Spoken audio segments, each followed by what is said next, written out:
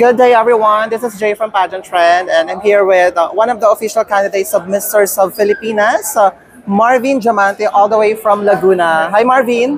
Hi everyone, I'm Marvin Diamante, your Mr. of Filipinas, Laguna. Marvin, how are you right after your vigorous schedule dito sa Misters of Filipinas? Actually, nakakapagod pa rin talaga kahit may pahinga kami ng 2 days. Pero ikaw pa rin talaga ang hahanap ng way kung paano ka makakapagpahinga eh. Pero yung pagod na yon, napapalitan siya ng saya pag kasama yung mga co-candidates mo. And syempre yung mga experience na ganito, hindi ko rin ini-expect talaga na darating din sa akin rin. And as I have noticed, you have a glowing skin. So what's your secret? What keeps you glowing tonight? Ayun. Sa mga taong nakaka-experience ng mga pimples, breakouts, ako talaga dati sobrang dami kong pimples sa mukha, sa likod.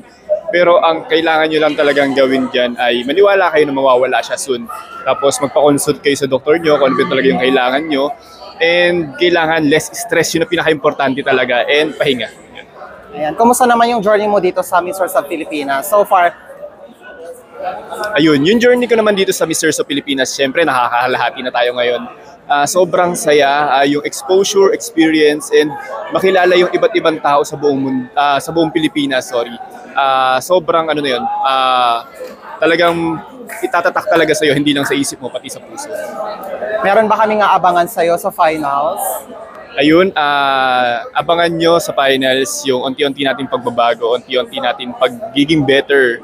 Kasi sa pageant, hindi tayo dapat maging consistent. Kailangan natin mag-improve, kailangan natin mag-enhance, and kailangan natin mag-innovate para at least hindi man tayo manalo, at least alam mo sa sarili mo na unti-unti ka nagiging better. Ano si Marvin Diamante dati at ngayon? Yung Marvin Diamante dati, sobrang simple lang. Hindi yung simple na sobrang simple lang, tapos mahiyain. Kumbaga, hindi ako mahilig makipag-socialize kasi talagang yung skin na problema ko, skin issues ko, talagang pangit talaga siya. Pero ngayon, dahil sa male pageantry, na-enhance ko siya, na-improve ko siya. Tapos nakakapag-socialize na ako.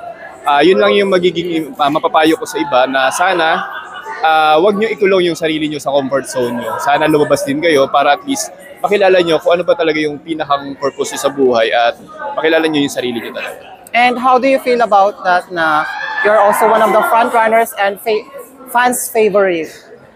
Ayun, unexpected kasi sobrang daming magagaling talaga. Pero sa ngayon talaga kailangan natin i-enjoy kasi hindi natin alam maging fan favorite ka man or hindi ka man napapansin. Lahat yon meron tayong slot para manalo. Lahat yon meron tayong chance para manalo. Kaya kapit lang, manalig lang tayo, and tiwala sa sarili. And your message to your fans and supporters? Thank you so much sa lahat ng sumusuporta sa akin. Hindi ko man kayo mabigyan ng feedback or reply, hindi ko man kayo ma-update, sobrang busy, pero alam ko sa sarili ko na na-appreciate ko kayo, and talagang tatanawin ko na malaking utang na loob yun. Ginagamit ko siya para mas mapaboost yung confidence ko, and nagkakaroon ako ng mas malaking tiwala sa sarili. Thank you talaga. Alright, thank you so much Marvin, and best of luck sa journey mo sa Misters of Filipinas. Thank you so much. Bye.